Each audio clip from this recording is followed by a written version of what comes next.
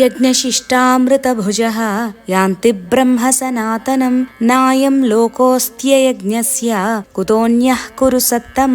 పైన చెప్పబడిన యజ్ఞాలు చేసిన తరువాత యజ్ఞ ప్రసాదాన్ని స్వీకరిస్తే వారికి శాశ్వతమైన బ్రహ్మపదం లభిస్తుంది. యజ్ఞం చేసిన తరువాత చేసే భోజనం కూడా యజ్ఞ ఫలం, యజ్ఞ శేషం అవుతుంది. అటువంటి యజ్ఞం కనీసం ఒక్కటైనా చేయాలి. అప్పుడు ఈ మానవ జన్మ ఎత్తినందుకు సార్థకత కలుగుతుంది. ఏమీ చేయకపోతే ఈ లోకంలోనే కాదు ఇంకొక జన్మలో కూడా సుఖం కలగదు. భగవంతుడికి నివేదించిన పదార్థాలు అమృతంగా మారిపోతాయి. అవి తింటే మనం కూడా అమృతత్వాన్ని సంతరించుకుంటాము. అందుకే భగవంతుడికి నివేదించిన పదార్థాలను ప్రసాదమని, అమృతంతో సమానమని మనం భక్తితో కళ్ళకద్దుకొని మరీ తింటాము. ఇక్కడ అమృతం అంటే మృతం లేని జ్ఞానం, వివేకం, అంతేకాని మనకు చావు రాదని కాదు. పుట్టినవాడు చావక తప్పదు అని గీతావాక్యం. కాబట్టి అమృతం అంటే అవ్యయం అయిన ఆత్మతత్వం, ఆత్మజ్ఞానం అని అర్థం.